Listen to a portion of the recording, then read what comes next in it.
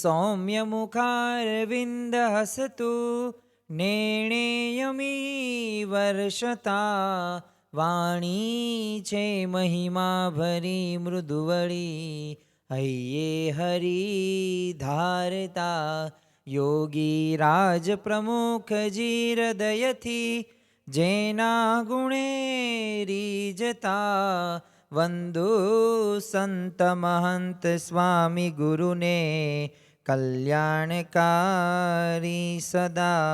શ્રી સ્વામિનારાયણ ભગવાનની જય. અક્ષર પુરુષોત્તમ મહારાજની જય. ગુણાતીતાનંદ સ્વામી મહારાજની જય. પ્રમુખ સ્વામી મહારાજની જય. પ્રગટ ગુરુ હરિ મહંત સ્વામી મહારાજની જય. સુરત અક્ષરધામ મહોત્સવની જય. દરેક દિવ્ય હરિભક્તોને ધનુર્ધમાસ કથામૃતના જય સ્વામી નારાયણ. છેલ્લા 3 દિવસથી આપણે વિવિધ વચનામૃતોનું નિરૂપણ સાંભળી રહ્યા છીએ. આજનો દિવસ એટલે કે રવિવારનો દિવસ અને આજે ધનુર્માસના કથા શ્રવણની અંદર આપણે એવા એક વચનામૃતનું નિરૂપણ કરવાના છીએ કે જે આપણા જીવનને એક હૃદયને સ્પર્શતો એક મુદ્દો છે. પણ સૌ પ્રથમ આપણે આ પ્રવચનની શરૂઆત કરતા પૂર્વે મારે તમને એક પ્રશ્ન પૂછવો છે કે આમાંથી કયા એવા હરિભક્તની અંતરની ઈચ્છા છે કે ભગવાનને પોતાના હૃદયની અંદર એને પ્રસ્થાપિત કરવા છે? તો આમ તો દરેક હરિભક્તોની આ ઈચ્છા અંતરની રહેલી છે કે મારે ભગવાનને એ હૃદયની અંદર એ પ્રસ્થાપિત કરવા છે. પરંતુ આપણા અંતરની અંદર વાસ ક્યારે ભગવાન કરે?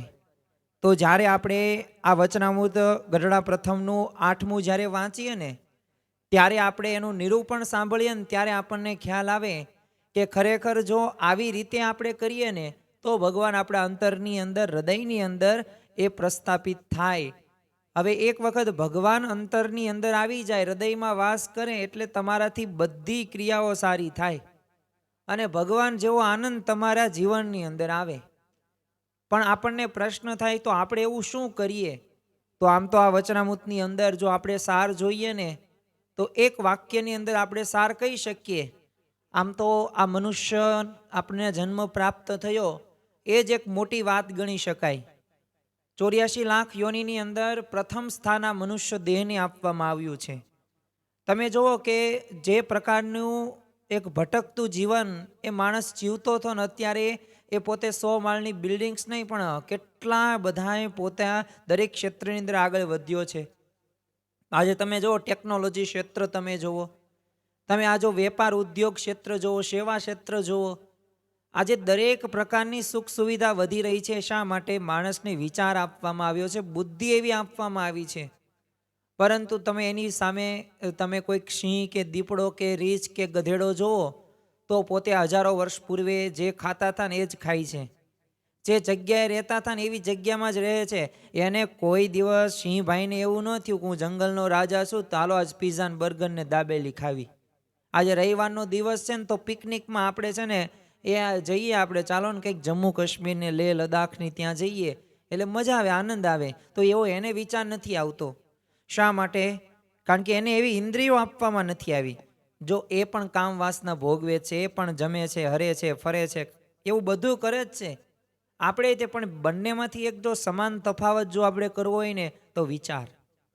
આપણને વિચાર આપવામાં આવ્યો છે, પરંતુ હવે પ્રશ્ન આપણને થાય કે તો એવું તો આપણને શું આપવામાં આવ્યું છે જે એમને આપવામાં નથી આવ્યું? તો મુખ્ય તો એક વિચાર ગણી શકાય.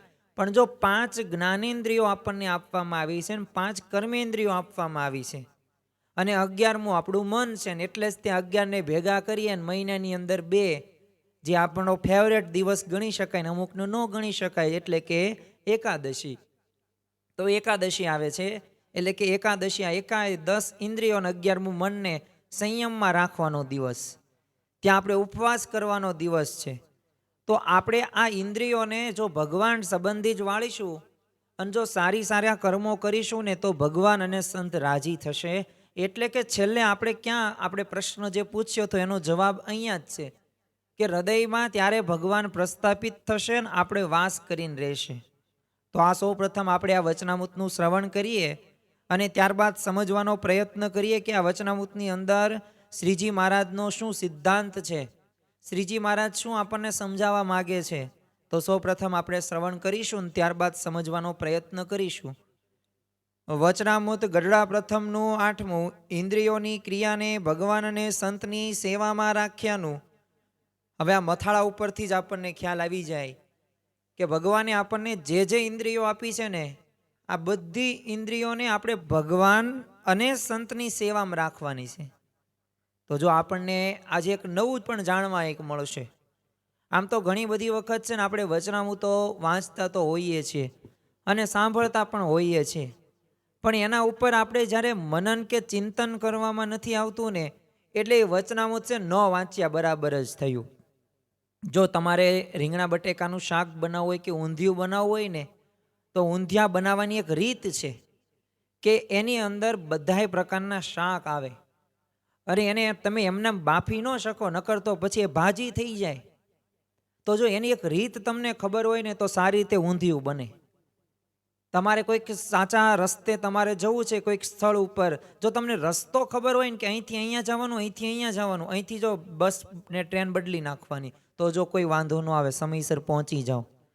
એમાં વચનામૃતો ભગવાનની પરાવાણી સમાન ગ્રંથ તો છે, પણ આને આપણે સાચી રીતે વાંચીએ નહીં, સાચી રીતે સમજીએ નહીં અને સાચી રીતે અર્થઘટન ન કરીએ ને, તો આ વચનામૃતનો કોઈ પણ પ્રકારનો અર્થ સરતો નથી. એટલે જ ત્યાં ધનુર્માસની અંદર આપણે આ વચનામૃતોનું નિરૂપણ આપણે છેલ્લા 3-4 દિવસથી સાંભળી રહ્યા છીએ કે આપણને ખ્યાલ આવે કે એક એક વચનામૃતો આપણને કંઈક ને કંઈક એવું શીખવાડે છે કે જે આપણે સમજી શક્યા નથી.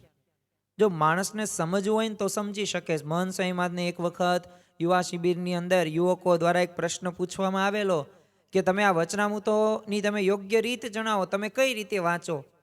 ત્યારે મહંત સ્વામી મહારાજે જણાવેલું કે જો હું તો પ્રથમ તો 5 વાક્યો વાંચું, પછી એના ઉપર મનન કરું, એટલે એના ઉપર વિચાર કરું, અને જેટલો વિચાર કરું એટલું ઊંડો જાઉં ને એટલું મને વધુ નીકળે, અને પછી એ આખો દિવસ દરમિયાન સમય મળે ને ત્યારે એ સંભાળું ને યાદ કરું. પછી છે ને મને એટલી બધી ઉત્સુકતા રહે ને કે બીજો દિવસ ક્યારે સવાર પડશે અને ક્યારે હું આગળનું વાંચીશ.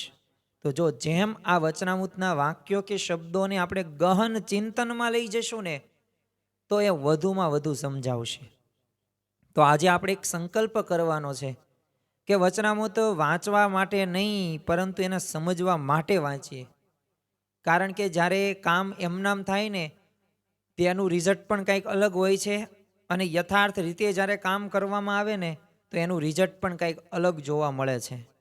તો અહીંયા જો આ ઇન્દ્રિયોની ક્રિયાને ભગવાન અને સંતની રાખવાની, આપણને જે ઇન્દ્રિયો આપવામાં આવી છે તો ભગવાન અને સંતની સેવામાં રાખવી, તો એના વિશે આ વચનામૃત કીધું છે. તો સંવંત 1876ના માક્ષર સુધી એકાદશીને દિવસ શ્રીજી મહારાજ ગઢડા મધ્યે દાદા ખાચરના દરબારમાં વિરાજમાન હતા અને સર્વ શ્વેત વસ્ત્ર ધારણ કર્યા હતા, અને પોતાના મુખારવિંદની આગળ સાધુ તથા દેશના હરિભક્તોની સભા ભરાઈને બેઠી હતી. પછી શ્રીજી મહારાજ બોલ્યા છે કે ઇન્દ્રિયોની જે ક્રિયા છે તેને જો શ્રી કૃષ્ણ ભગવાન અને ભક્તની સેવાને વિશે રાખીએ તો અંતઃકરણને શુદ્ધ થાય છે. હવે અંતઃકરણને આ શુદ્ધ એટલે શું? તો આપણામાં જે રાગ છે, જે કામ ક્રોધ છે, દોષ છે, તો આ બધું એક અંતઃકરણને એક આ બધા દોષો રહે એને શુદ્ધ કરવાના છે. તો અંતઃકરણ શુદ્ધ થાય છે અને અનંતકાળમાં જે પાપ જીવને વળગ્યા છે તેનો નાશ થઈ જાય છે. અને જો ઇન્દ્રિયોની વૃત્તિઓને સ્ત્રી આદિકમાં વિષયમાં પ્રવર્તાવે તો તેનું અંતઃકરણ ભ્રષ્ટ થઈ જાય છે અને કલ્યાણના માર્ગે પછી થકી પડી જવાય છે.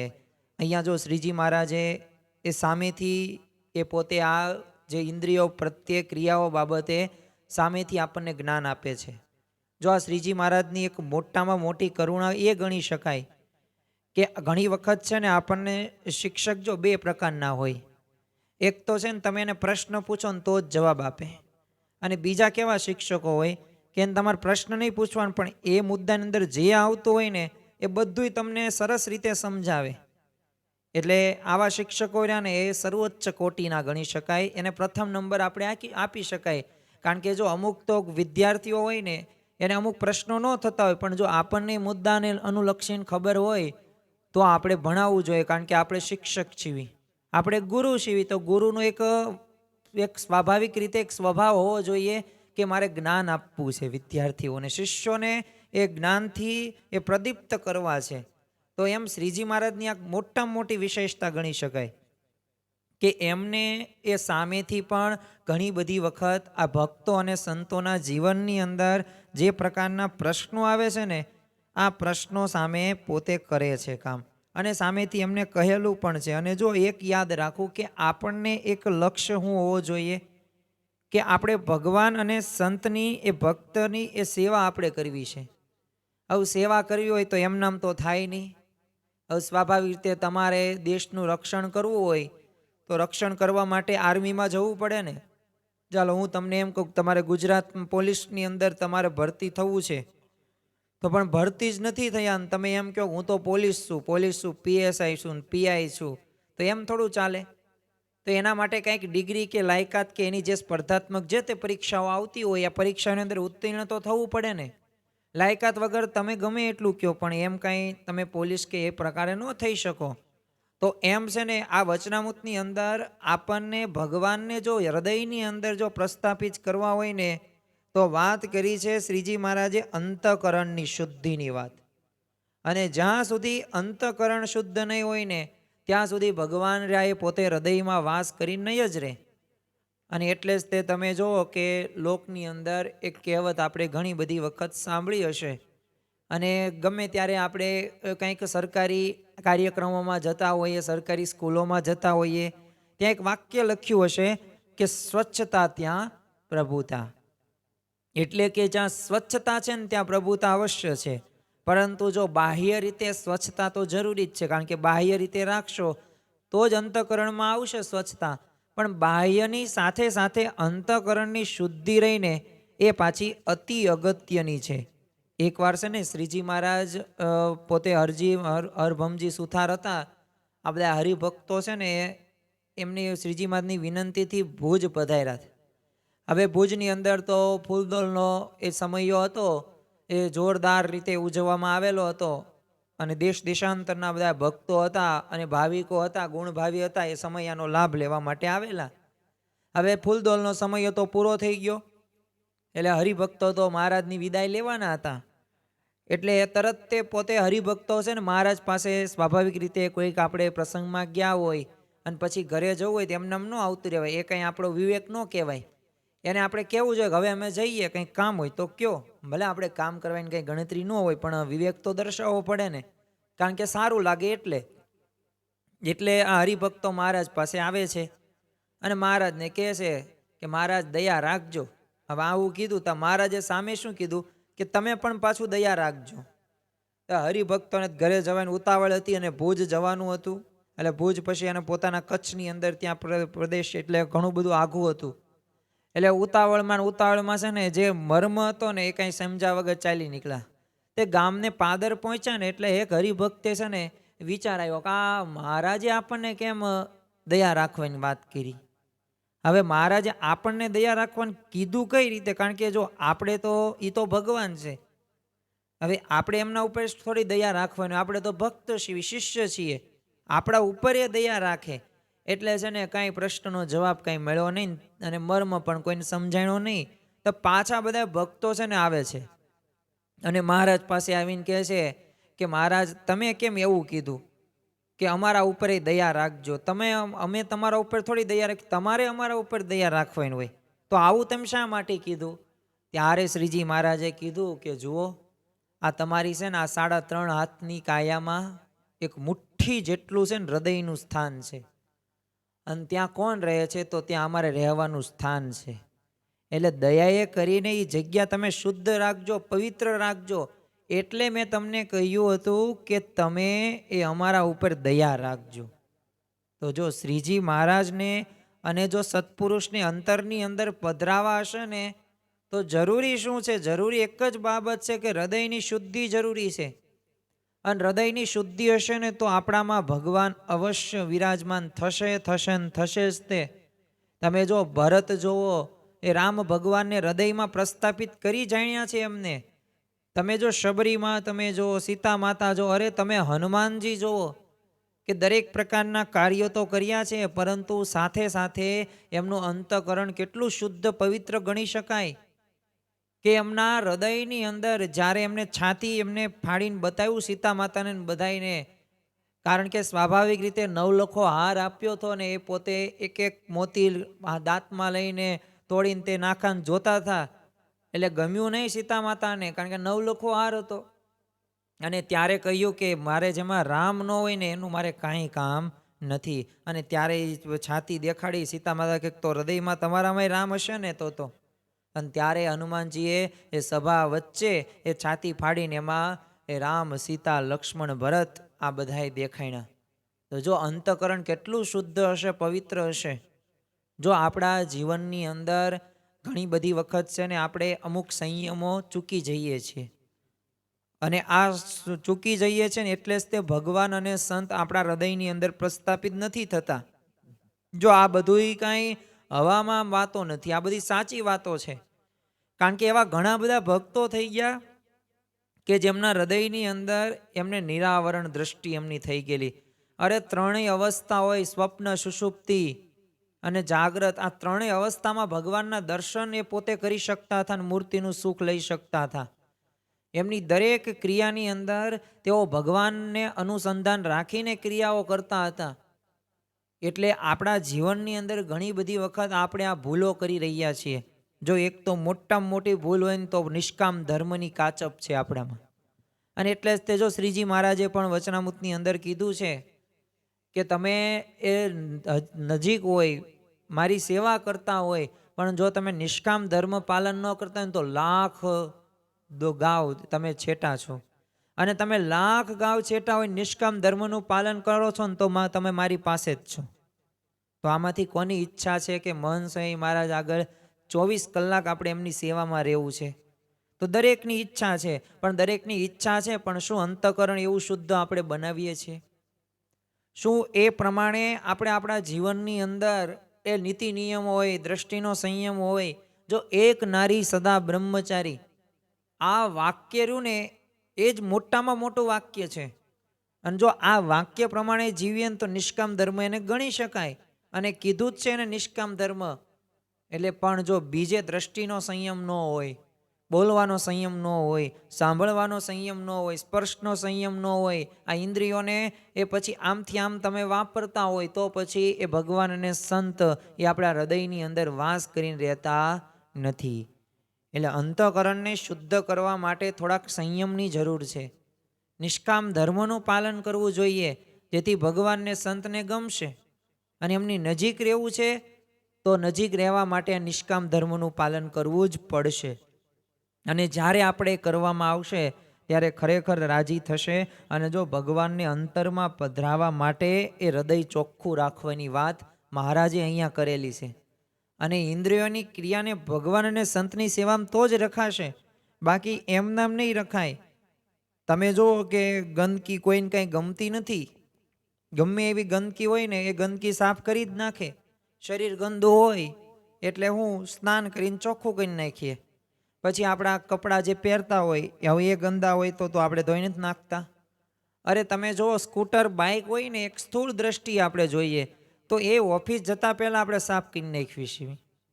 તમે જો દિવાળી હોય, સાતમ આઠમ હોય, આ ઉત્સવ તહેવાર હોય, એમાં ઘરે લગ્ન આવવાના હોય તો કેવું બધું તે સાફ સફાઈ કરી નાખવી છીએ.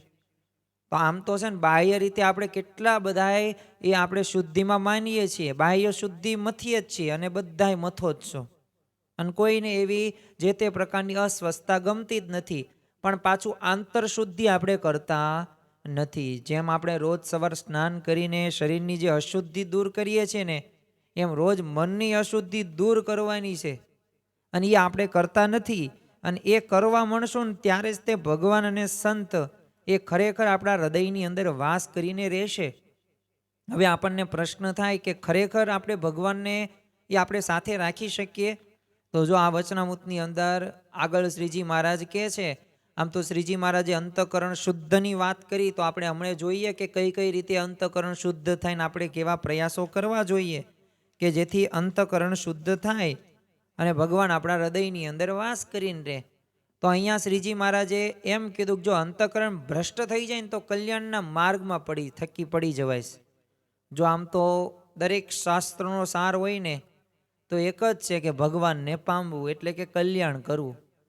અને પોતાની જાતનું એ કલ્યાણ કરવું ને એ આપણી જ જવાબદારી છે. આપણને ઘણી બધી વખત કેવું લાગે છે કે આપણે ઘરના સભ્યો બધા હોય ને એ બધાને આપણે મંદિરે લઈ જઈએ ને આમ કરીએ ને તેમ કરીએ ને આ બધાને ભક્તિ કરીએ. વાત સાચી, એ બધું કરવું જ જોઈએ, પરંતુ પહેલાં આપણું કલ્યાણ કરવાનું છે. આપણામાં કંઈ કાચપ રહેવી ન જોઈએ, આપણામાં કંઈ ભૂલ ન રહેવી જોઈએ. અને જો તમે જોજો કે ગમે ત્યારે કંઈક એઠવાડો હોય ત્યાં તમને ખાવાનું મન થાય, ત્યાં બેહવાનું મન થાય, ના લો ના બેવી આપણે, નહીં થતું ને? કેમ નથી થતું? ખબર છે કે અહીંયા તો ઉકળો છે, જ્યાં ગંદકી હોય ત્યાં તમે બેહતાય ને પહેલાં જો ચોખ્ખું કરી નાખો છો ને, તો વિચાર કરો કે ભગવાનને આપણે અહીંયા હૃદયમાં વિરાજમાન કરવા છે તો નહીં જોવે ચોખ્ખું હૃદય? નહીં પવિત્ર કરવું પડે? આપણે કરવું જ પડશે, તો જ તે એ પોતે પ્રસ્થાપિત થશે, નકર નહીં થાય. હવે શ્રીજી મહારાજ આગળ શું કહે છે? માટે શાસ્ત્રમાં જે રીતે વિષયને ભોગવવાનું કહ્યું છે તેવી રીતે નિયમમાં રહીને વિષયને ભોગવવા, પણ શાસ્ત્રની એ મર્યાદાને ઉલ્લંઘન કરીને ભોગવવા નહીં. અને સાધુનો સંગ રાખવો, કુસંગનો ત્યાગ કરવો. અને જ્યારે કુસંગનો ત્યાગ કરીને સાધુનો સંગ કરે છે ત્યારે દેહને વિશે જે અહમ શુદ્ધ બુદ્ધિ છે તે નિવૃત્તિ પામે છે, અને દેહના સંબંધીને વિશે જે મમત્વ બુદ્ધિ છે તે નિવૃત્ત પામે છે, અને ભગવાનને વિશે એક અસાધારણ પ્રીતિ થાય છે, અને ભગવાન વિના અન્યને વિશે એને વૈરાગ્ય થાય છે. વચનામૃતમ એવી રીતે ગઢડા પ્રથમનું 8મું વચનામૃત થયું. તો જો અહીંયા શ્રીજી મહારાજે એક 3 વાત અગત્યની કીધી. આમ તો અંતકરણ શુદ્ધની વાતો તો આપણે હમણે કરીશું, પણ સાથે સાથે એમને એ વાત કરી કે એવા સાધુનો તમે સંગ કરો કે જેથી અંતકરણ શુદ્ધ થાય, પવિત્ર થાય. અને જે કુસંગ રહ્યો ને આ કુસંગનો ત્યાગ કરો. જો પ્રીતમદાસ કવિ થઈ ગયા તો એ કહે છે કે પથરો પડ્યો પાણીમાં કરીને ઊંડો નિવાસ, પ્રીતમ ટાંકણે તણખા જરે રે તેને ન લાગ્યો પાણીનો પાશ, સંગત એને શું કરે? કારણ કે જઈને કુબુદ્ધિમાં કરે વાસ, સંગત એને શું કરે? તો જો એક તણખા જરે ને જેમ ટાંકણે, તો એને પાણીનો પાશ નથી લાગતો, એને જો સંગતની અસર થાય છે. એટલે સંગતમાં ગમે તેટલું તમે કરો ને, એ સંગતમાં એવું રહેવાનું જ છે. ગુણાતીતાનંદ સ્વામી તો છે ને એ 2 સેવકો, એમાં સ્વામી જે વાતો કરે એના સાક્ષી લેવા અમરસિંહ પાળા પાસે જાય. એટલે સ્વામી છે ને ઘણી બધી વખત કહેતા કે આ મારા ચેલા છે ને પણ અમરસિંહના છોકરા છે. અને જો ખરેખર આવી રીતે જો કુસંગીના શબ્દો આપણે સાંભળીએ ને, અને એટલે જ તે જો આપણે યાદ રાખવું આપણા જીવનની અંદર કે આપણે સંગ છે ને સારાનો કરવાનો. શ્લોકની અંદર સારાનો જેને જેને સંગ કર્યો છે ને એ પોતે એવી એક આધ્યાત્મિક સ્થિતિ સુધી પહોંચ્યા છે, અને જેને એવો સંગ નથી કર્યો તો એ પોતે પહોંચી શક્યા નથી. આમ તો છે ને 3 પ્રકારના આમાં કુસંગની વાત શાસ્ત્રોમાં આવે છે. એક તો બહારનો કુસંગ છે.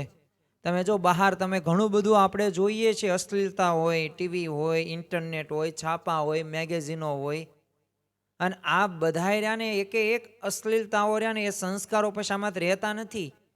એટલે જ તે જો 1994ની અંદર મહેસાણાની અંદર છે ને જન્મ જયંતિની અંદર પ્રમુખ સાહેબમાં જે કીધેલું કે છે ને ટીવી પણ એક છે ને આસુરી શક્તિ છે, અને એમ જાણી રાખજો વ્યભિચાર ચોરી એમાંથી જ આવે છે.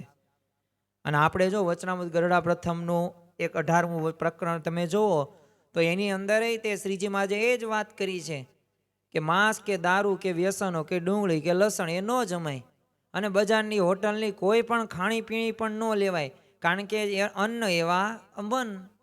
અને જો એ પ્રમાણે પછી ખોરાકથી મન બુદ્ધિ ભટકે છે, બગડે છે, ને પછી અંતકરણ ક્યાં શુદ્ધ થાય?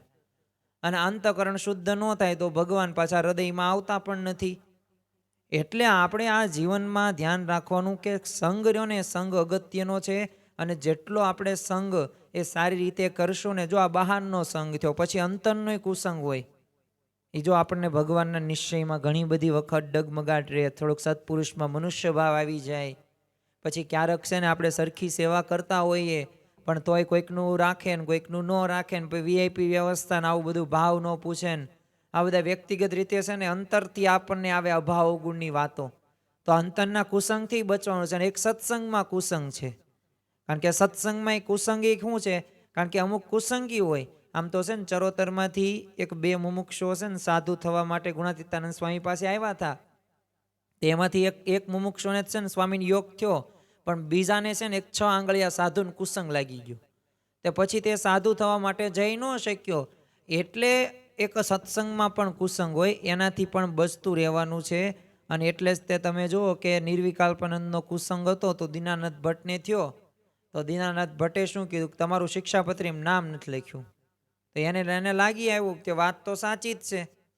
તો જો પોતે પછી બંને એ ગામમાં કાનદાસ પાસે ગયા, ને કાનદાસ તો ચુસ્ત સત્સંગી, અને નિર્વિકલ્પાનંદને દીનાનાથ ભટ્ટને જમાડ્યા. અને પછી શું કીધું, શું કામ છે બોલો, કેમ અહીંયા આવવાનું થયું? તેણે શું કીધું, જો તમને ખબર છે કે સત્સંગમાં પક્ષપાત ચાલે છે, અને શ્રીજી મહારાજે શિક્ષાપત્રીમાં જો માયારામ ભટ્ટનું નામ લખ્યું, દીનાનાથ ભટ્ટ જેવાનું નામ નથી લખ્યું. તો આ મહારાજની મતિ આવી થઈ ગઈ. હવે આ સાંભળીને કાનદાસે તો ગુસ્સો થઈને ઘરમાં લાકડી લીધી અને તરત કીધું કે અહીંથી હવે તમે ચાલ્યા જાઓ.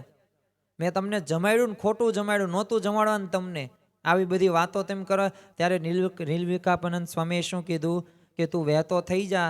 અને પછી જો દીનાનાથ ભટ્ટને શું વાત કરી કે હું તને મહારાજને જાણીને દાણા આપતો હતો, પણ આજથી હવે આ પણ ઘરમાં પગ મૂકતો નહીં. તો જો આવા શૂરવીર ન હોય ને તો કુસંગ લાગી જ જાય, પણ જો શૂરવીરતા હતી તો જો કુસંગનો યોગ ન થયો. તમે સુરા ખાચર જો જતી તરીકે ઓળખાય છે. શ્રીજી યતિ અમારા યતિ આવ્યા, પણ શા માટે કીધું? કારણ કે એમને કુલટા નારીનો એ ત્યારે યોગ એ જે તે રીતના ષડયંત્ર કરવામાં આવ્યું, પણ એમાંથી પોતે બચી ગયા અને પોતે તલવાર કાઢીને કહ્યું કે નજીક ન આવતા નકર મારી નાખીશ. તો જો પછી તો એ ઘોડીમાં ત્યારે ને ત્યારે અડધી રાત્રે મધરાતે એ ગઢડા પોતે આવી જાય છે. તો જો આવા શુરવીર ભક્તો હોય ને તો એને અંતઃકરણ શુદ્ધ અને પવિત્ર રહે, બાકી એ અંતઃકરણ શુદ્ધ અને પવિત્ર રહેતું નથી. અને જો જેટલું પણ આપણને અહમ બુદ્ધિ હોય ને કે મમત્વ બુદ્ધિ હોય, એને આપણે નિવૃત્તિ કરવી હોય તો જરૂરી છે કે આપણે આવા સંગ કરીએ. કારણ કે સંત સમાગમ કીજે હો નિષદિન, સંત સમાગમ કીજે. એ સંતના સમાગમથી આપણામાં રહેલા કામ ક્રોધાદિક સ્વભાવો, એ અંતઃકરણની મલિનતા હોય ને એનો નાશ થાય છે. અને એટલે જ તે જો શ્રીજી મહારાજે આપણને અંતઃકરણ શુદ્ધ કરવાની વાત કરેલી છે. આમ તો ગરડા મધ્યનું 7મું તમે વચનામૃત જોવો તો એની અંદર શ્રીજી મહારાજ કહે છે કે મોટા સંત હોય તેની અતિશય સેવા કરે તો મોટા પુરુષની કૃપા દ્રષ્ટિથી સર્વે વિકારો તત્કાળ ટળી જાય છે. તમે જો અરવિંદ બબ્બલ પોતે આમ તો સિગરેટ પોતે દિવસની 50-60 પી જાય, એક પછી એક સિગરેટ.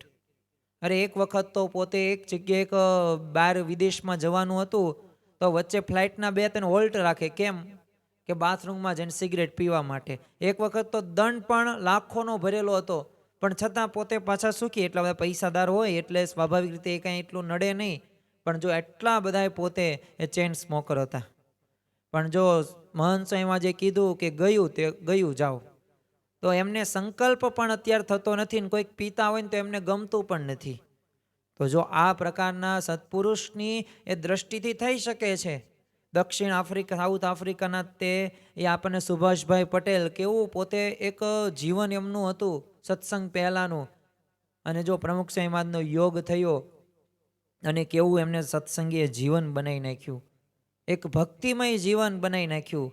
તો આવા તો ઘણા બધા પ્રસંગો છે કે જેના ઉપરથી આપણને ખ્યાલ આવે કે ખરેખર સત્પુરુષ અને ભગવાનનો જ્યારે ભેટો થાય ને ત્યારે આ ભગવાન અને સંતની એ સેવાથી, યથાર્થ સેવાથી આપણામાં રહેલા કામ ક્રોધાદિક સ્વભાવો એ નાશ પામે છે. આપણે લાખ પ્રયત્નો કરીએ ને પણ જો ભગવાન અને સંતની યથાર્થ રીતે જોડાય નહીં અને આપણે સેવા ન કરીએ ને તો પાછો લાભ પણ નથી થતો. શ્રીજી મહારાજે તે ગઢડા મધ્યના 25મા વચનામૃતની અંદર એમને વાત કરી છે કે જેવું ઉકા ખાચરને સંતની સેવા કર્યાનું વ્યસન પડ્યું છે, તેવી રીતે ભગવાન અને ભગવાનના સંતની તેની સેવા કર્યાનું જેને વ્યસન પડે તો એના અંતઃકરણની જે મલિન વાસના એ સર્વે નાશ પામી જાય છે. હવે આ ઉકા ખાચરેની વાત શ્રીજી મહારાજે શા માટે વખાણી છે? કારણ કે આ ઉકા ખાચરને નક્કી જ થઈ ગયું હતું કે મારે સેવા જ કરવી છે. તો પોતે સેવા કરવા માટે આવેલા. શ્રીજી મહારાજે એક વખત કીધું કે હવે એકલા તમારે સેવા જ નહીં પહોંચી શકાય, તમારા ધર્મપત્ની તે બોલાવો. તો ધર્મપત્ની આવે છે. હવે આ બંને પતિ પત્ની એ બધી પ્રકારની સેવા કરે. હવે સંતો અને શ્રીજી મહારાજ નો જાગે ને એ પૂર્વે હવે પોતે એક બ્રાહ્મ્ય મુહૂર્તમાં જાગીને એ જે મંદિરથી દાદા ખાચરના દરબારથી લઈને ઘેલા નદીનો જે રસ્તો છે ને ત્યાં સુધી બધું વાળ નાખે. અને કોઈ સંતો ભક્તોને ખબર પડે કે આ કોણ સેવા કરે છે, બધા રાજી થાય પણ કોઈને ખ્યાલ નહીં. પાછો ઉકા ખાચર એવા નિર્માની પણ ભક્ત, કોઈને કંઈ કહેવાનું પણ નહીં. તો જો એમનામ સેવા કરે, રાત દિવસ સેવા કરે તો એમની બધી વાસના હતી ને એ ટળી ગઈ. અરે એક વખત તો કૂતરું એક વખત ત્યાં સંડાસ જઈ ગયેલું, જ્યાં શ્રીજી મહારાજ જ્યાં બેસતા હોય ત્યાં બધા ભક્તોને નિત્ય એ અક્ષરઓળીમાં શ્રીજી મહારાજ પોતે ન્યાવ જાય એટલે દર્શન કરવાનો નિયમ. તો બધા આ જોઈને શું કે આ કોણ છે આવું, શ્રીજી મહારાજની આ જગ્યા આવું પવિત્ર, પણ કોઈ સેવા ન કરે. પણ આ ઉકા ખાચરે જ્યાં જોયું ને તો એને બધાને શું બીક હતી કે જો આ બધું સાફ સફાઈ કરશું ને તો ઘેલા નદીએ નાવા જવું પડશે. એટલે આ તો કોઈ પણ પ્રકારનું ટેન્શન કે એવું કાંઈ નહીં, બસ સેવા કરી નાખી, કૂતરું બધું સાફ કરી નાખ્યું મળ, અને પછી ઘેલા નદીમાં નાવા ગયા, નવા વસ્ત્રો પરિધાન કર્યા, પછી ત્યાં આવ્યા. ત્યાં મોડું થઈ ગયું. તો શ્રીજી મહારાજ કે કેમ આજે મોડું થયું, દરરોજ તો સમયસર આવો છો. તે કીધું કે પછી તો એ તો કંઈ બોલ્યા નહીં, પણ બીજા બધા કે એ તો છે ને તમને દર્શન મૂકીને એ ત્યાં સેવા કરતા આવી રીતે મળ, કૂતરું જે મળ કરી ગયું હતું ને એનું. એટલે ત્યારે શ્રીજી મહારાજ ઊભા થઈ ગયા અને ચરણાવિંદ આપે છે છાતીમાં. જો રાજી થઈ ગયા મહારાજ કે ખરેખર આ ઉકા ખાચરને જે સેવા કરવાનું જે વ્યસન પડી ગયું છે ને, જો આવું વ્યસન પડી જાય ને તો ખરેખર એ બધા અંતરથી હું રાજી થાઉં છું. તો જો આ વાસનાને ટાળવા માટે આવી સેવા કરવાનો ખપ હોવો પડે. અને જો ઇન્દ્રિયોની ક્રિયાને ભગવાનને સંતની સેવામાં રાખવી, એના જો બે અર્થો આમ થાય છે. એક તો છે ને આપણી જે 5 જ્ઞાનેન્દ્રિયો છે ને 5 જે કર્મેન્દ્રિયો છે એને ભગવાન અને સંતની આજ્ઞા મુજબ કહેતા કે આપણે નિયમમાં રાખવાની, અને નિયમ ધર્મયુક્ત આપણું વર્તન હોય તો આ જોઈને સત્પુરુષ અવશ્ય રાજી થવાના જ છે. અને એ દ્રષ્ટિએ કરશે તો આપણું અંતકરણ પણ શુદ્ધ તો થવાનું જ છે. અને એવા ઘણા બધા પ્રસંગો છે કે જે પ્રસંગો ઉપરથી આપણને ખ્યાલ આવે કે ખરેખર જો પ્રમુખ સ્વામી મહારાજ શતાબ્દી મહોત્સવની અંદર તમે જુઓ કે ઘણા બધા સંતો ભક્તોએ એવી રીતે નાનામાં નાની સેવા કરી છે, તો જો એમના જીવનની અંદર કામ વાસનાથી એ વહી ગઈ છે. તો જો આ પ્રકારના પણ અનુભવો એ ઘણા બધાને થાય છે. અને એટલે જ તે આપણને આપણા જીવનની અંદર આ અંતકરણ શુદ્ધ કરવા માટે પહેલાં ખપ હોવો જોઈએ. અને ખપ નહીં હોય તો પાછું એ કરી પણ નહીં શક્યું. અને જો આપણે મને કરીને ભગવાન અને સંતને છે ને નિર્દોષ સમજવાના. કારણ કે ગરડા પ્રથમનું 73મું વચનામૃત તો તમે વાંચો તો એની અંદર કહે છે કે મુકુંદ બ્રહ્મચારી અમારા સ્વભાવને યથાર્થ જાણે છે કે મહારાજ તો આકાશ જેવા નિર્લેપ છે, તો ઈશ્વરમાં ગુણ હોય તેવા ગુણ બ્રહ્મચારીમાં વર્તે છે. તો જો એમના જેવા ગુણો આપણામાં લાવવા હોય, જો આમ તો સત્પુરુષ નિસ્વાદી, નિર્માની, નિસ્નેહી, નિષ્કામી, નિર્લોભી વર્તમાન યુક્ત એમનું જીવન છે, તો આપણે પણ આપણા જીવનની અંદર જો એવા ગુણો લાવવા હોય ને તો એવા સત્પુરુષને આપણે એવા જાણવાના, મને કરીને નિર્દોષ જાણવાના, દિવ્ય ભાવ રાખવાનો. અને તમે જુઓ કે દિવ્ય ભાવ હશે ને તો જ આપણને ભગવાન અને સંતની અંદર એ આપણને એ મહેલ થશે. અને આપણને એ ત્યાં સુખ પણ આવશે, અત્યંત સારું, અને સુવાણ પણ થશે. આપણી ભાષાની અંદર સુવાણ ગણી શકીએ આપણે. તો એ સુવાણ કરવા માટે આપણે એવા નિર્દોષ જાણવાના છે, એવા દિવ્ય ભાવ આપણે રાખવાનો છે. અને આપણે કર્મે કરીને જે આજ્ઞા આપણને આપવામાં આવી છે એ પ્રમાણે આપણે સ્થૂળ દ્રષ્ટિએ પણ કરવાની જ છે. તમે જો જેતલપુરની ગણિકાએ શ્રીજી મહારાજની આજ્ઞાથી ખાલી ઘઉં દળવાની અને ઉપેન્દ્રાનંદ સ્વામીએ ગુણાતીતાનંદ સ્વામીની આજ્ઞાથી ગાળ લીપાઈને સેવા કરી, સામાન્ય સ્થૂળ દ્રષ્ટિએ ગણી શકાય ને. પણ જો અંતરનો મેલ હતો ને બધોય ધોવાઈ ગયો. એટલે જ તે આપણને દેવાનંદ સ્વામી પણ કહે છે કે માટે સેવે તો સાચા સંતને રે, તારા ટળશે ત્રિવિધના તાપ અંત કાળે, સગો નહીં કોઈનું રે. તો માટે તું સાચા એ સેવાની વાત સંતને વાત કરી છે દેવાનંદ સ્વામીએ. અને જો એમનો આપણે સંગ કરીશું ને મન કર્મ વચને કરવો, નકરા મને કરીને કરીએ અને કર્મ અને વચને કરીને ન કરીએ તો એ પાછું નકામું છે. એ મન કર્મ વચને યુક્ત આપણે આ સંતોનો સમાગમ કરવાનો છે. અને ભગવાન અને સંત રહ્યાને એ ખરેખર આપણને એવા અંતકરણ આપણું એવું શુદ્ધ કરશે, પવિત્ર કરશે અને એ ભગવાન પ્રસ્થાપિત થશે. અને તમે વિચાર કરો કે આપણા અંતરની અંદર એક વખત ભગવાન નિવાસ કરે તો કેવા કાર્યો થાય, અદ્ભુત કાર્યો થાય, અવિશ્વસનીય અકલ્પનીય કાર્યો થાય. એ કઈ વિચાર આપણને મોળો ન આવે, એ કઈ ક્રિયા આપણાથી મોળી ન થાય. અરે કોઈ પણને આપણે ક્રોધયુક્ત પણ આપણું જીવન ન હોય, દરેકને માન સન્માન જ હોય, દિવ્ય ભાવ જ હોય. તો જો આ પ્રકારના ગુણો ક્યારે આવે કે જ્યારે ભગવાન અને સંતને જ્યારે આપણે હૃદયમાં પ્રસ્થાપિત કરીએ ને, તો જો આજના પ્રવચનમાં અગત્યની વાત એ જ છે કે આપણી બધી ઇન્દ્રિયો છે ને એને ભગવાન અને સંતની સેવામાં રાખવાની વાત, બસ એક જ વાત, બીજી કંઈ વાત નહીં. અને તો જ તે આપણે એ ભગવાન અને સંત હૃદયમાં વિરાજમાન થશે. જો અમુક વચને કરીને તે આપણે એમના ગુણગાન ગાવાના જ છે. કારણ કે જો આફ્રિકાના મગનભાઈ હતા, હવે પોતે રાત દાડો જોયા વિના બસ અક્ષર પુરુષોત્તમની અને શાસ્ત્રીજી મહારાજની મહિમાની જ વાતો કરે. અરે અમુક વખત તો એ ટિકિટ હોય કે જે હોય ને તો એ અડધી કલાક તેમ વાતો સાંભળો તો હું તમને આ લાભ આપું ને એવી રીતે. તો અક્ષર પુરુષોત્તમની વાત આટલી બધી પોતે કરતા. એટલે જો આફ્રિકાની અંદર જે આપણને સત્સંગ જોવા મળે છે, અરમાનભાઈ તમે કહો કે આ મગનભાઈ કહો, આ બધા એવા ભક્તો એવો દાખલો કરેલો છે. ત્યારે આ બધું થયેલું છે.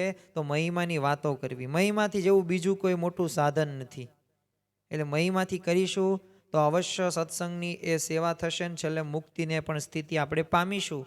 અને જો છેલ્લે તો આપણે બ્રહ્મરૂપ જ થવું છે તો વચને કરીને કરશું. એટલે આપણે ભગવાન અને સંત એટલા દયાળુ કૃપાળુ છે, દયાનિધિ, કે એ બ્રહ્મરૂપ કરશે જ તે.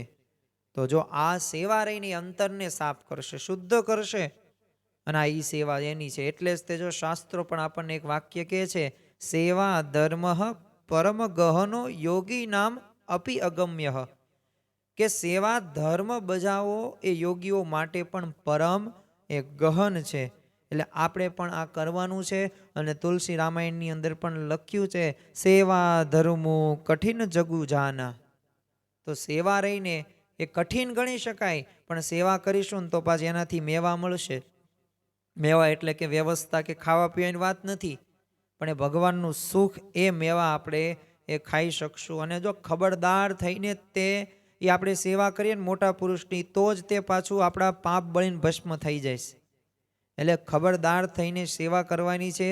થોડીક આપણે સેવાની અંદર છે ને થોડાક આપણે નિયમોનું થોડુંક પાલન કરવું જોઈએ. કારણ કે આ બધા નિયમોનું આપણે પાલન નથી કરતા ને, એટલે એ સેવા કરવા ન બરાબર કરવા જેવું થાય. તમે જો વિશ્વાસપૂર્વક સેવા કરીએ ને તો ખરેખર એમાં ભગવાન અને સંતનો રાજીપો વિશેષ કરીને થાય છે. હવે શ્રીજી મહારાજ જ્યારે જુનાગઢ મંદિરની સેવા માટે જનાર સંતો ભક્તોને છે ને નામાવલી તૈયાર કરતા, તો મહારાજ સામે બેઠેલા છે ને સંતો ભક્તોને કીધું તમે જશો એમ પૂછીને છે ને લિસ્ટ બનાવતા. તો એમાં મહારાજે છે ને જોરા ભગતનું નામ છે ને તેમાં સભામાં હાજર નહોતા ને તોય લખી નાખ્યું. તો કોઈકે કીધું મહારાજને કે મહારાજ પહેલાં એમને પૂછી તો જુઓ, તમે હા પાડે ને પછી તમે લખજો લિસ્ટમાં નામ. આ તમે એમ નામ પૂછ્યા વગર ન લખો. તે હવે મહારાજને આવી વાત કરી, તે મહારાજે શું કીધું, મને વિશ્વાસ છે કે જોરા ભગત છે ને જુનાગઢ જવાય ના નહીં પાડે. તો જો આ પ્રકારનો વિશ્વાસપૂર્વકની સેવા એ કરતા હતા જોરા ભગત, એટલે મહારાજને વિશ્વાસ પાક્કો હતો. એકવાર જો શાસ્ત્રીજી મહારાજ પોતે સારંગપુરની અંદર રાત્રે સૂતા હતા, તેમાં મધરાતે 1 વાગે છે ને હરિભક્તોનો સંઘ આવ્યો. હવે સ્વાભાવિક છે કે શાસ્ત્રીજી મહારાજનો એક અંતરની એક ભાવના જો કોઈ પણ સંઘ હોય, ગુણભાવી હોય, ભક્તો હોય, આમને ભૂખ્યા ન જવા દે. અને એમનું જે દુઃખ હોય ને પોતે ગણતા હતા અને એ પ્રકારની સેવા કરતા હતા. એટલે શાસ્ત્રીજી મહારાજ ઉતારીને વ્યવસ્થા કરાવીને પછી પૂછ્યું જમવાનું બાકી છે, તો એ બધા હા પાડી. એટલે તરત શાસ્ત્રીજી મહારાજ યોગીજી મહારાજ જ્યાં સૂતા હતા ત્યાં ગયા. તે શાસ્ત્રીજી મહારાજના આવવા છે ને બાજુમાં સૂતેલા છે ને ભગવત સ્વરૂપ સ્વામી, એ પોતે જાગી ગયા. હવે એમને જાણ્યું કે આ શાસ્ત્રીજી મહારાજ તો જોગીને ઉઠાડવા આવ્યા છે. એટલે એમણે શું દુઃખ, જોગી તો છે ને હમણાં હજી 12:30 વાગ્યે માળા ફેરવીને સૂતા છે અને પાછા 3:30 વાગ્યે તો ઉઠી જશે. એટલે તમે એમને ન ઉઠાડો તો સારું કહેવાય. તો શાસ્ત્રીજી મહારાજ શું કે જોગી વિના મારું કોણ સંભાળશે. હવે આટલી જ્યારે વાતચીત કરીને અને આમ હરણ ફડકો રાખતા યોગી બાપા જાગી ગયા અને સેવામાં જોડાઈ ગયા. જો યોગી બાપાએ કાંઈ 1 મહિનો 2 મહિના સેવા નથી કરી, એમને 40 વર્ષ સુધી એ પોતે આવી કઠણી, એમને તો દેહ કાંસડા જેવો કરી નાખેલો હતો. અને કેવો સેવા કરતા તો વહેલા બ્રાહ્મ્ય મુહૂર્તમાં જાગીને 5-5, 6-6 કલાક રોટલા ઘડવાના. એટલું જ નહીં, દિવસ દરમિયાન કથા વાર્તા પાછી અલગ, બીજી સેવાઓ અલગ, આખો દિવસ સેવામાં તો આખું જીવન એમ વીતતું હતું એમનું. તો જો આ પ્રકારની એ ક્રિયાઓ પોતે કરી શકતા, કેમ? કારણ કે વિશ્વાસપૂર્વકની સેવા શાસ્ત્રીજી મહારાજને યોગીજી મહારાજ પ્રત્યે હતી. તો જો એટલે થયું રોબિન્સવિલ અક્ષરધામ તમે જુઓ કે અમેરિકાની અંદર, લંડનની અંદર પ્રમુખ સાહેબ આજે કીધેલું કે આ લંડનના એવા ભક્તો છે ને, એ પોતે વેચાઈ જશે ને આ મંદિર પૂરું કરશે. અરે એટલું જ નહીં, પરંતુ આ રોબિન્સવિલ અક્ષરધામની અંદર તો જે પ્રશ્નો થયા, કેટલા 12,500 એ હરિભક્તો સ્વયંસેવકો કે જેને ક્યારેય તે સીણી કે હથોડી પણ જો એ બ્રહ્મનો એ આપણે જોઈએ પ્રવેશ, એ અક્ષર બ્રહ્મની તાકાત શું છે કે એક સામાન્યમાંથી પણ તમને અસામાન્ય બનાવી દે છે. અને 2027માં એ જો કારીગરો હોત ને તોય પૂરું તો નહોતું જ થાત. અને જો આપણને ખબર છે કે 2023-24ની અંદર એ રોબિન્સવિલ અક્ષરધામ કમ્પ્લીટ પૂરું થઈ ગયું. તો જો આ કોના પ્રતાપથી? અક્ષર બ્રહ્મના પ્રતાપથી. પણ જો એ ભક્તોના જીવનમાં પાછો ખપ કેટલો સેવા કરવાનો, પોતે ઓવરટાઈમ કરે, રાત દિવસ પાછી 5-5, 4-4 કલાક જ સુવાનું, વાયલી 18-20 કલાક સુધી જો ઘરનું તે સંભાળવાનું, મંદિરની સેવા કરવાની, બધી રીતે દૈહિક ભીડો, શારીરિક માનસિક ભીડો, પણ જો ગણકાર્યો એમને નથી. બસ અખંડ પોતે સેવા, સેવા ને સેવા. તો જો આ રીતે ભગવાનને સંતનો જો યથાર્થ જો મહિમા સમજાઈને જો વિશ્વાસ આવી જાય ને, તો આ જ સેવાની એક પરાકાષ્ઠા છે. આ સેવાની પરાકાષ્ઠા સુધી આપણે પહોંચવાનું છે. એટલે આ એક ધ્યાનમાં રાખવાનું છે આપણા જીવનની અંદર.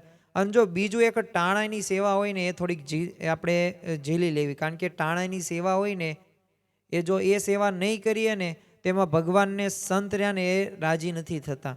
જૂનાગઢમાં નવી ધર્મશાળા પૂરી થવાની હતી, તો ત્યારે ગુણાતીતાનંદ સ્વામીએ છે ને ધર્મશાળાના દરવાજા સામું જોઈને છે ને કૃષ્ણ સેવાદાસ સ્વામીને કીધું કે આ દરવાજો આમ ને આમ રહે છે, તો મોતિયો એને મળે કે ન મળે?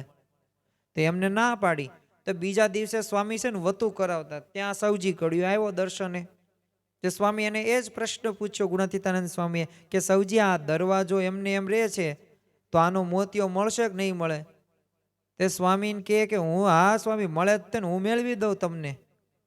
તે સ્વામી કહે કે પણ ઓલા કૃષ્ણ સેવાદાસ સ્વામી કહે છે કે ન મળે. તો સૌજીએ હાથ જોડીને શું કીધું? સ્વામી એ પણ કડિયા છે ને હું પણ કડિયો છું, હું મોતિયો તમને મેળવી દઉં, પછી શું બોલો, તમારે મોતિયો મેળવવો છે ને?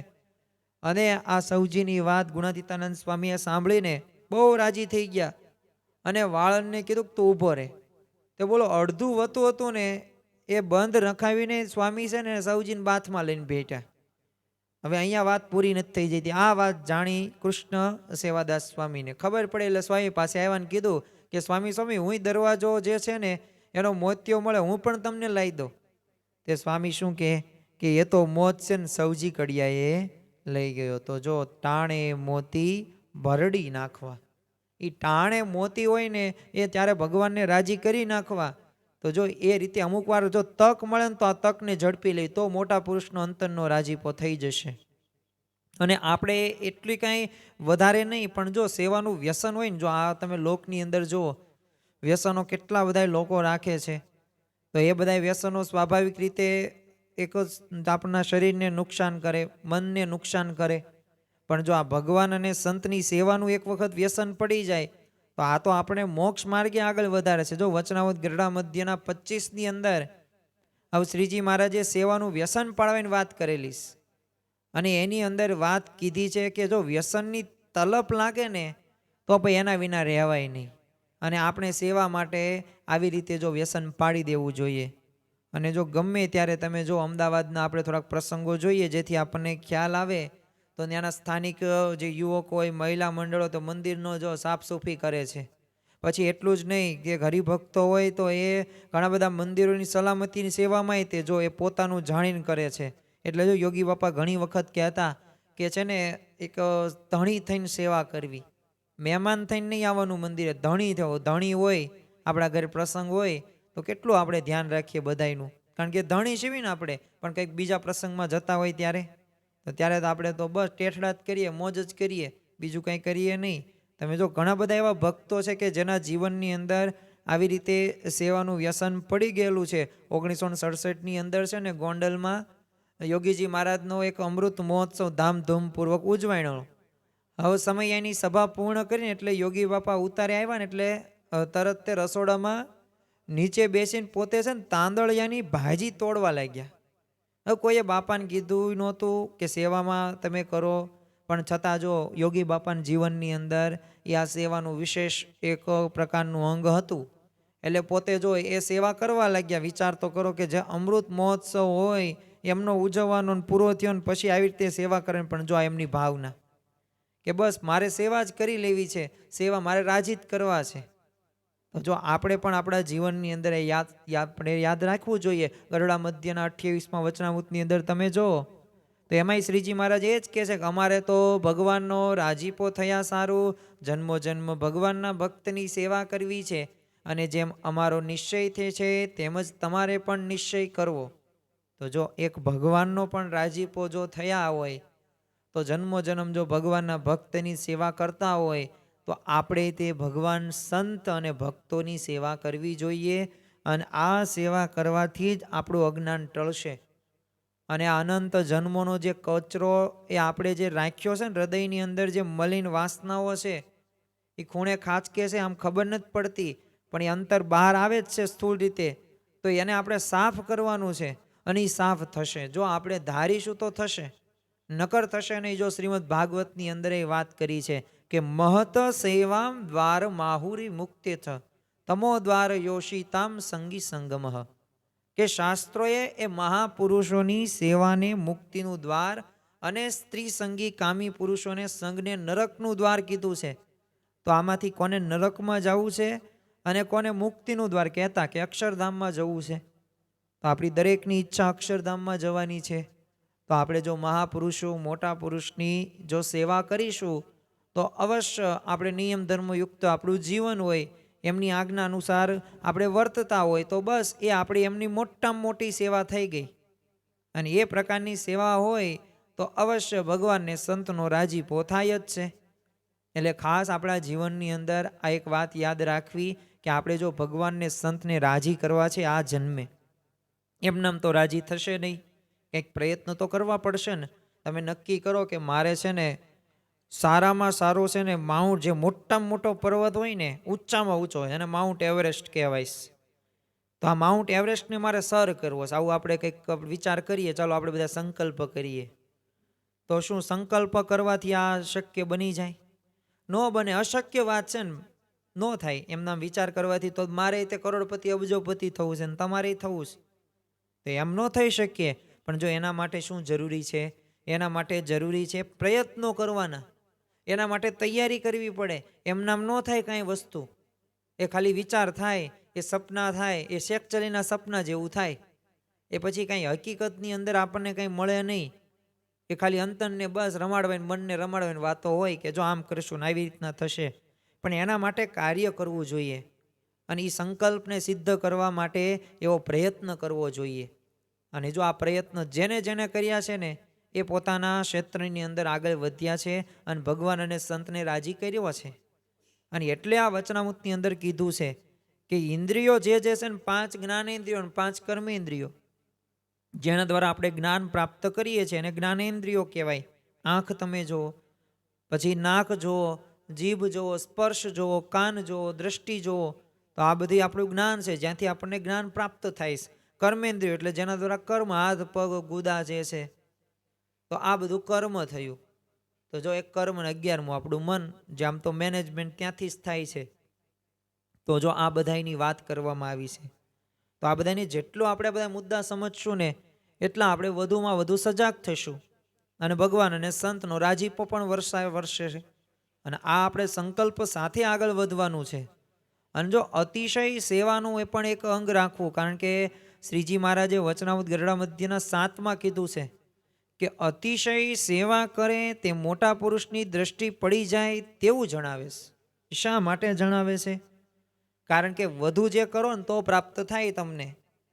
કારણ કે એ પ્રકારના જીવનની અંદર એ જ્યાં સુધી તમને એક ખપ અને મુમુક્ષુતા ન આવે અને જ્યાં સુધી સાતત્ય પણ સેવામાં ન આવે ને ત્યાં સુધી આપણને ભગવાન અને સંતની દ્રષ્ટિ ન પડે, કારણ કે નોર્મલ તો બધાય કરતા જ હોય, પણ કંઈક એમાં વિશેષ વધુ કરવું જોઈએ. આપણે એક પ્રસંગ જોઈએ તો મહેસાણામાં છે ને એક ચંદુભાઈ પટેલ, હવે 2005ની અંદર છે ને દિલ્હી અક્ષરધામની સેવામાં ગયેલા, તો ત્યાં આમ સાફ સફાઈની સેવામાં પોતે જોડાયેલા.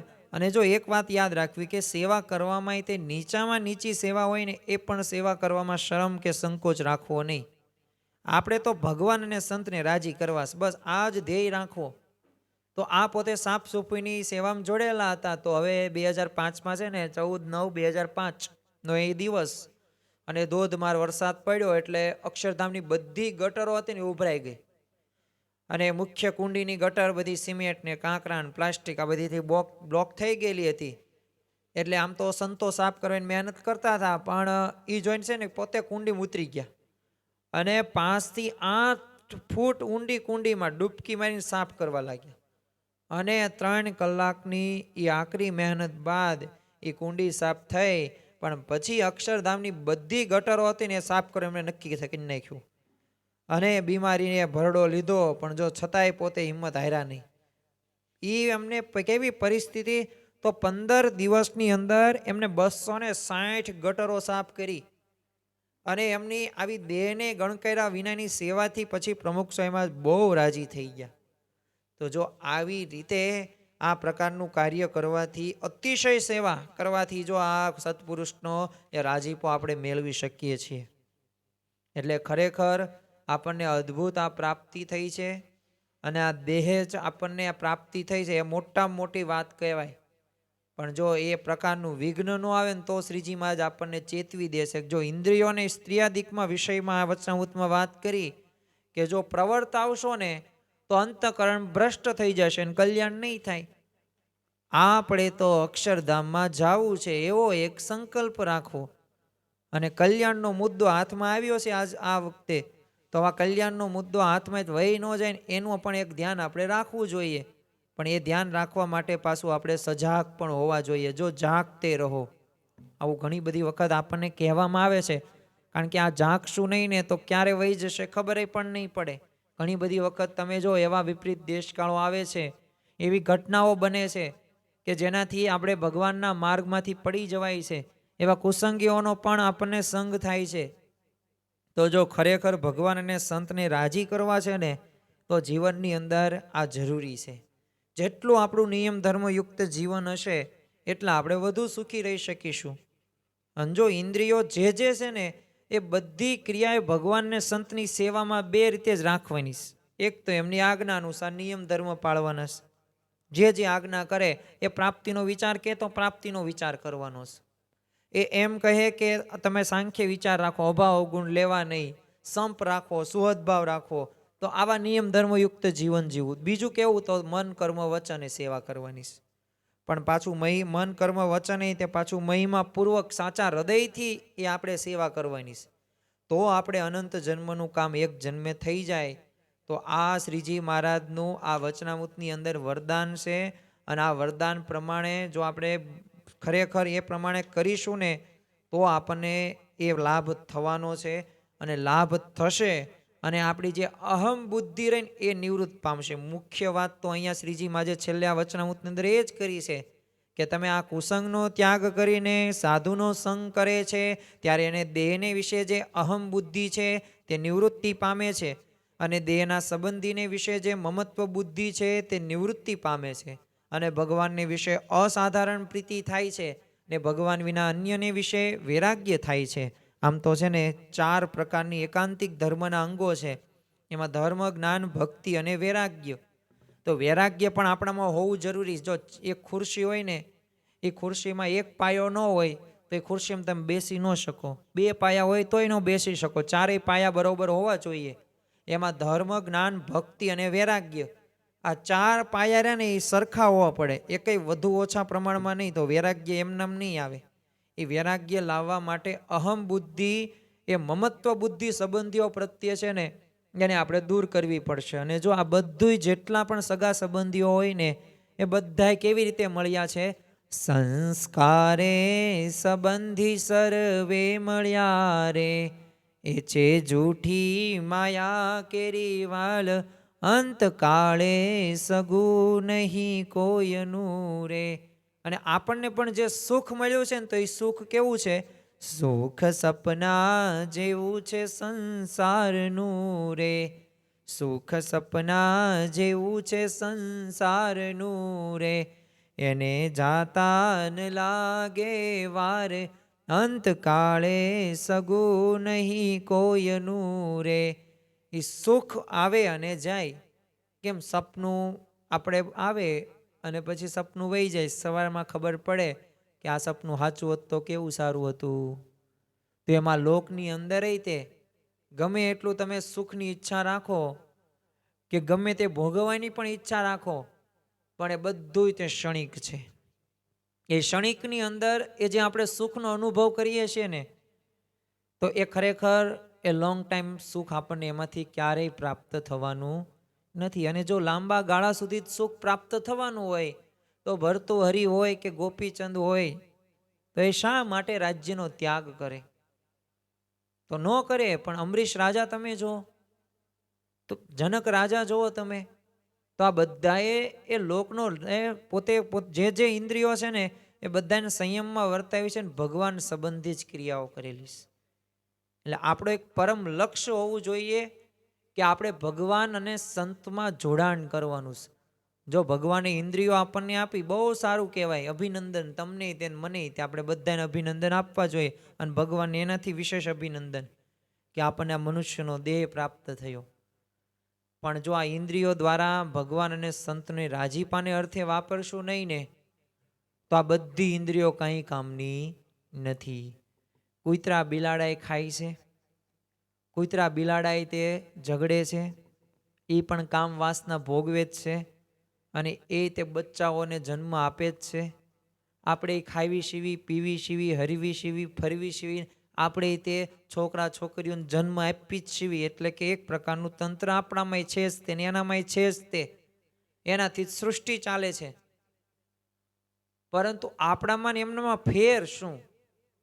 ફેર એક જ છે કે આપણે આ બધી ઇન્દ્રિયોને ભગવાન તરફ વાળવાની અને પરમ લક્ષ્ય આપણું એકાંતિક એવી સ્થિતિ બ્રહ્મરૂપ થઈને પરબ્રહ્મની ભક્તિ કરવી. આ આપણું પરમ લક્ષ્ય સાધવાનું. ભગવાન જેવો આનંદ આ છતાં દેહ પ્રાપ્ત કરી શકીએ છીએ, પણ એમ નામ નહીં થાય. એના માટે આ બધી ઇન્દ્રિયોને સંયમમાં વર્તાવવી પડશે. દ્રષ્ટિ એ તમે કેવું જોવો છો ને, એના આધારે ખબર પડશે. એ દ્રષ્ટિને તમે ભગવાનને સંતનામાં રાખશો ને, તો એ દ્રષ્ટિ સારી ગણાશે. તમને કર્ણ આપવામાં આવ્યા છે, એટલે કે કાન છે, તો કાન હોય કે તે પછી કોઈ પણ સ્પર્શ હોય, તો સારો પણ કરી શકો, ખરાબ પણ કરી શકો. પણ જો ભગવાન સંબંધિત જેટલો થાય ને, તો એટલો વધુમાં વધુ સારો કહેવાય. તો એટલું ભગવાન અને સંત તરફ નજીક આપણે જઈ શકીએ. એટલે છેલ્લે અંતમાં તો આપણે એટલું જ કહેવું છે કે આપણા જીવનની અંદર આ વચનામૃત રહ્યું ને, આ જે અગત્યનું શા માટે મહત્વનું છે કે આપણને જે ઇન્દ્રિયો આપવામાં આવી છે ને, ભગવાન અને સંતને સેવામાં રાખવાની છે. તો આપણી અહમ બુદ્ધિ મમત્વ ત્યાગ થશે, કુસંગથી આપણે બચવાનું છે. અને સાથે સાથે આ થશે ને છેલ્લે, તો અંતઃકરણ શુદ્ધ થઈને હું પ્રસ્થાપિત થઈશ. ભગવાન એમ કહે છે આ વચનામૃતની અંદર. એટલે આપણે ભગવાન અને સંતને હૃદયમાં જો વિરાજમાન કરવા હોય, તો એના માટે આપણું અંતઃકરણ શુદ્ધ જોશે. અહીંયા કંઈ કચરો બચરો નહીં જોવે એ ભાઈ બહારથી તેમ કચરો લાવો, અંદરથી કચરો લાવો, તો આ કચરામાં ભગવાનને બેસવું નહીં ગમે. તમને જો બેસવું ન ગમતું હોય, ઉકળામ તમને જઈને જમવાનું ગમતું નથી, તો ભગવાનને થોડા આપણે હૃદયની અંદર વિરાજમાન થવાનું ગમે?